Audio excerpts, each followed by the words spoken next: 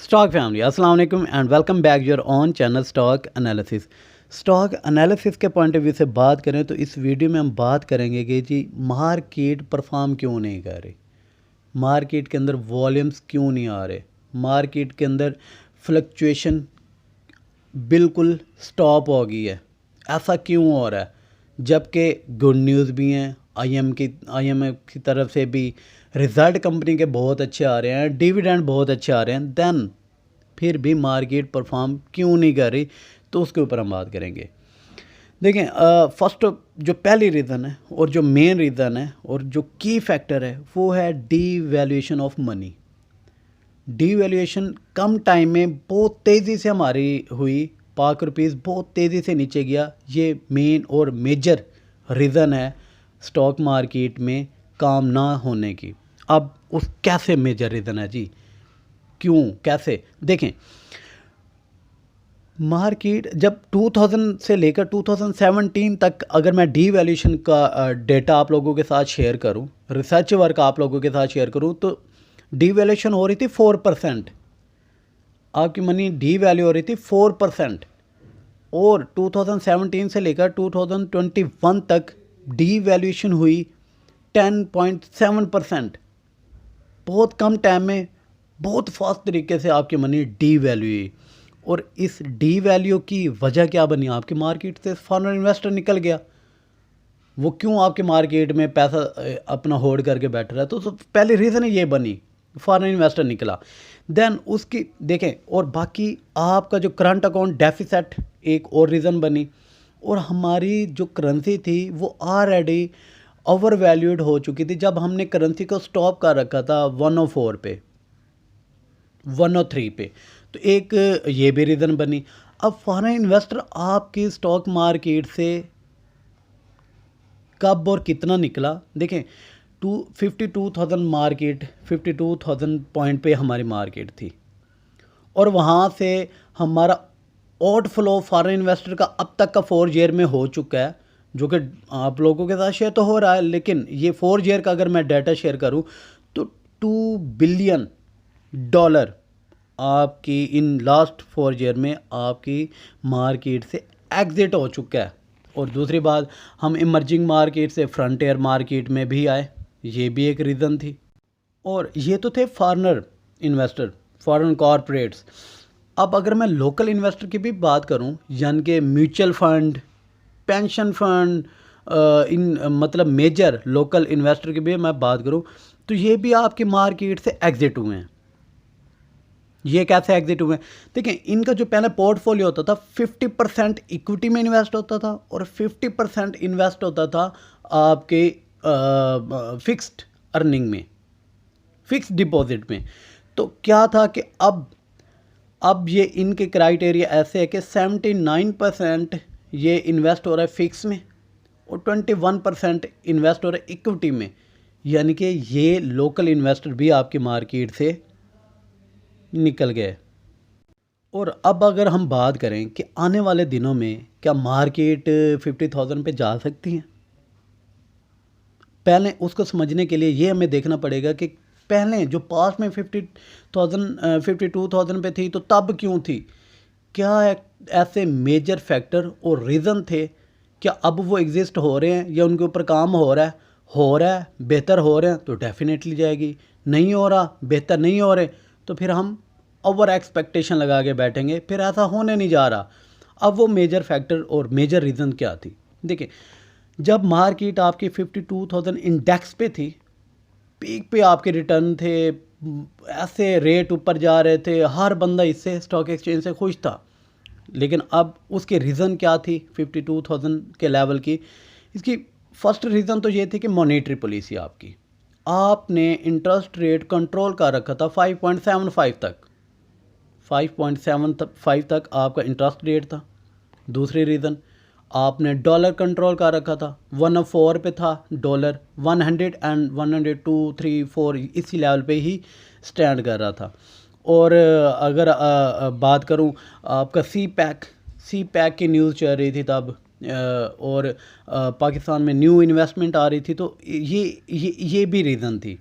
Main reason अब main इन सारी reason में मेन रीज़न ये थी कि क्रूड ऑयल आपका 40 पर बैरल 45 चल रहा था, जो कि बहुत चीप था। ये एक ब्लेसिंग थी उस टाइम। मतलब ऑयल जो कि मेन रीज़न था वो भी आपका बिल्कुल ही चीप था, तो मार्केट बहुत अच्छा परफॉर्म कर रही थी। अब क्रूड ऑयल कम होना, देखें जब क्रूड ऑयल कम होता है तो आपकी ओवरऑल इकॉनमी अच्छी होती है, आपके फिनांस, आपके कॉस्ट कम होती है, आपके एक्सपेंडिचर कम होते हैं। और जब आपके एक्सपेंडिचर कम होते हैं तो आपकी अर्निंग्स बढ़ती हैं, आपके रेवेन्यू बढ़ते हैं, आपकी प्रॉफिटेबिलिटी बढ़ती है, ईपीएस बढ़ती है, प्रॉफिट बढ़ता है। तो वो सारा डिस्ट्रीब्यूट होता है हम लोगों में, इंडिविजुअल में, हमारी इकॉनमी में। तो अब इन 4 मेजर फैक्टर्स को लेके ही हम आगे प्रेडिक्शन करेंगे कि ये अब किस करंट सिचुएशन पे चल रहे हैं और आगे आने वाले दिनों में मार्केट कैसे परफॉर्म कर सकती है। देखें, अब जब मार्केट 52,000 पे थी तो मार्केट ओवरहीट थी और इसने नीचे आना था। कोरोना भी रीज़न बना। अब कोरोना की वजह से मार्केट पहले ही आपकी ओवरहीटेड थी, अब ओवरहीटेड कैसे थी? आपने जो कि डॉलर कंट्रोल कर रखा था 100 तक, वो आपका ओवरहीट था, उसने शूट किया। अब जो कि अगर IMF का पैकेज आपको ना मिलता तो 200 प्लस होता ये, जो कि 178 पे स्टॉप होकर अभी 175 पॉइंट समथिंग पे चल रहा है। और अभी आने वाले दिनों में मज़ीद जिस तरह की सिचुएशन हो रही है ये कम ही हो रहा है, होने के चांसेस भी हैं, फर्दर भी कम हो सकता है। और आपका इंटरेस्ट रेट जो कि 13.25 पे चला गया, 5.75 से 13 पॉइंट से भी प्लस पे चला गया। ये भी एक रीज़न बनी कि आपकी मार्केट 52,000 को ब्रेक करते हुए नीचे आ गई।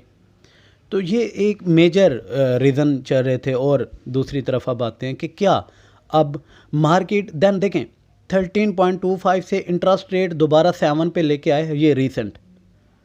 तो क्या हुआ, मार्केट ने परफॉर्म करना शुरू किया। मार्केट ने आपका 48,000 का लेवल देन 28 से चली और 48 को भी ब्रेक कर दिया। ठीक, वो क्या था कि इंटरेस्ट रेट आपका कंट्रोल हुआ। आप अब ये है कि देखें अब न्यूज़ ये कि IMF से ओके हो चुका है, कंपनी के रिज़ल्ट अच्छे आ रहे हैं, डिविडेंड कंपनीज अच्छा दे रही हैं, और इसके अलावा आपका वैल्यूएशन मतलब कि आपकी वैल्यू शेयर हो चुकी है, वैल्यूएशन ऑफ शेयर्स के अंदर वैल्यूएशन आ चुकी है। अब वैल्यूएशन से क्या मुराद है? शेयर टेक्निकली भी ओवरसोल्ड है, अपनी बुक वैल्यू से, अपनी जितनी वो प्रॉफिट दे रही है उससे भी चीप रेट पे मिल रहे हैं। और कोटेशन है कि जब सारी दुनिया सेल करे आप बाय करें, तो यहाँ पे सेल ही सेल लगी हुई, चीप सेल लगी हुई है। देन बाइंग क्यों नहीं आ रही, उसके ऊपर बात करते हैं। देखें, अब सारी जो रीज़न है, जो कमी है, वो सिर्फ कॉन्फिडेंस की है, सिर्फ और सिर्फ कॉन्फिडेंस की कमी है, गुड न्यूज़ की कमी है। और मेजर रीज़न है oil prices, crude oil prices, जो कि देखें ना अब 93 प्लस हो गई हैं, जो कि एक ये इनबैलेंस क्रिएट कर रही हैं टोटल मार्केट की कंडीशन को लेके। एंड और अगर मैं देखें कुछ गुड थिंग्स भी हुई हैं, ऐसा नहीं है कि कुछ गुड थिंग्स कुछ हुई हैं। कैसे? अगर आपकी मार्केट इस टाइम 46,000 45,000 के लेवल पे स्टैंड कर रही है, तो उसकी रीज़न है प्रॉफिटेबिलिटी के पॉइंट ऑफ व्यू से बात करें तो अब तक की हिस्ट्री का हाईएस्ट प्रॉफिटेबिलिटी है 1.1 ट्रिलियन की, जो कि अगर पास्ट की बात करूं तो 600 एंड 700 मिलियन में होती थी, जो कि अब 1.1 ट्रिलियन को भी क्रॉस कर गई है। जो कि अगर आपकी मार्केट का सबब है, आपकी मार्केट का सबब है 45,000 पे खड़ी है, लेकिन जिस तरह क्रूड ऑयल ऊपर गया, इन्फ्लेशन वर्ल्ड वाइड ऊपर गई है, तो और ये अगर जैसे ऊपर गए तो हमारी मार्केट स्टैंड कर रही होती 35,000 पे। ये कंपनीज़ के रिज़ल्ट, प्रॉफिटेबिलिटी ही इन चीज़ों को इस लेवल पे स्टैंड करके हैं, क्योंकि अभी भी देखा जाए तो सेलिंग प्रेशर उस हवाले से नहीं है। लोग इस रेट पे सेल करना नहीं चाह रहे। क्यों नहीं सेल करना चाह रहे? डिविडेंड, जो कि 45 10% कंपनीज़ ने अगर ओवरऑल रेशो निकाली जाए तो कंपनी ने डिविडेंड दिया है। और फंड देखें, कैपिटल राइजिंग भी हुई है। कैपिटल राइजिंग से मुराद 56 बिलियन की कैपिटल राइजिंग हुई है, जिसमें 21 बिलियन इक्विटी साइड पे है और 35 बिलियन डिपॉजिट साइड पे है। तो ये ऐसा नहीं है कि पैसा नहीं है, पैसा भी आया है, लेकिन सवाल ये कि इन्वेस्टर को कुछ फ़ायदा नहीं हुआ। कंपनी ने ठीक पैसा कमाया, कॉरपोरेट्स ने ठीक काम किया, लेकिन इन्वेस्टर को कुछ फ़ायदा हुआ नहीं है। क्यों नहीं हुआ, कैसे नहीं हुआ? उसकी वजह ये है कि जो ब्लू चिप एटम थे, फंडामेंटली ओके शेयर थे, वो तो चले ही नहीं। वैल्यूएशन हुई है, ऐड हुआ है कॉरपोरेट्स के अंदर, लेकिन ग्रोथ मोमेंटम ऑफ प्राइस हुई नहीं है उन शेयर्स के अंदर। ब्लू चिप एटम के अंदर टॉप 30 इंडेक्स की अगर मैं बात करूं तो उनके अंदर काम ही नहीं हुआ। अगर काम हुआ तो एक कह लें कि ऐसे शेयर्स के अंदर जो कि फंडामेंटली ओके नहीं थे, टेक्निकली भी ओवरबोर्ड थे, उन शेयर को चढ़ा दिया गया। Million and billion and trillions का उनके अंदर वॉल्यूम आया। अब मैं स्पेसिफिकली किसी भी शेयर का नाम नहीं लूँगा क्योंकि देन वो एक पॉइंट पे आ जाएगा। तो कहने का मतलब है कि उन शेयर को उठाया गया, जिन शेयर्स के अंदर काम होना था वो गया ही नहीं। उसकी रीज़न क्या थी? उसकी रीज़न ये थी कि उनके अंदर इन्वेस्टर ने अपना पैसा निकालना था, और अब नुकसान जो बड़ी फिशेस थी, जो बिग प्लेयर थे, जो बिग ऑपरेटर थे, उन्होंने प्रॉफिट टेकिंग की अपने ह्यूज इक्विटी की वजह से, अपने ह्यूज फंड की वजह से, और छोटे फंड वाले बीच में मुफ्त के रगड़े गए। देखें, अब आखिरी बात है और डिस्कशन क्लोज करते हैं। मार्केट में अगर अब दो चीज़ें, अगर हमारी इंपोर्ट थोड़ा कंट्रोल हो, हमारे मतलब के करंट डेफिसिट इसे इम्प्रूव होना चाहिए, हमारे रिज़र्व इम्प्रूव होते नज़र आते हैं। करंट रेट मैं बता रहा हूँ, वो बहुत, इंटरेस्ट रेट बहुत मैटर करता है। अगर ये बढ़ाते हैं तो देन हमारी स्टॉक एक्सचेंज और नीचे जाएगी, क्योंकि वर्ल्ड वाइड इन्फ्लेशन है। कंट्रोल किस तरफ ये किस कड़वट ये ऊँट बैठता है, क्रूड ऑयल प्राइसेस का भी किस तरफ ये चीज़ें लेके जाते हैं, और हमारी हुकूमत क्या पॉलिसी अडॉप्ट करती है उसके ऊपर डिपेंड है। अगर ये इंटरेस्ट रेट को मेंटेन इसी लेवल पे भी मेंटेन करें तो बेहतरी के चांसेस हैं, अप होने के चांसेस हैं थोड़े। अगर क्रूड ऑयल अगर कवर होते हैं, वर्ल्ड वाइड थोड़ी इन्फ्लेशन कम होती है, तो मैं समझता हूँ कि एक अच्छा कॉन्फिडेंस आएगा, मार्केट 50,000 लेवल को ब्रेक कर सकती है, इतना पोटेंशियल है। आपके करंट प्राइसेस जो है शेयर के इंतहाई चीप हैं। वैल्यू प्राइसिंग जिसे कहते हैं ना कि बाइंग करनी चाहिए, वैल्यू बाइंग करनी चाहिए, तो मैं कहता हूँ कि इंतहाई गुड अच्छे शेयर इंतहाई चीप रेट पे इस टाइम अवेलेबल हैं, मिल रहे हैं, इन्वेस्टमेंट करनी चाहिए।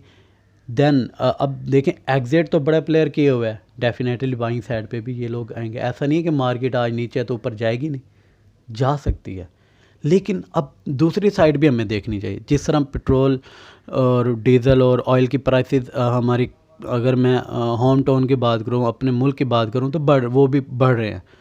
उनका इंटरेस्ट और मतलब कि उनका जो इफ़ेक्ट होगा और बढ़ेगा कमोडिटीज़ प्राइसेस पे, इन्फ्लेशन और ज़्यादा बढ़ेगी।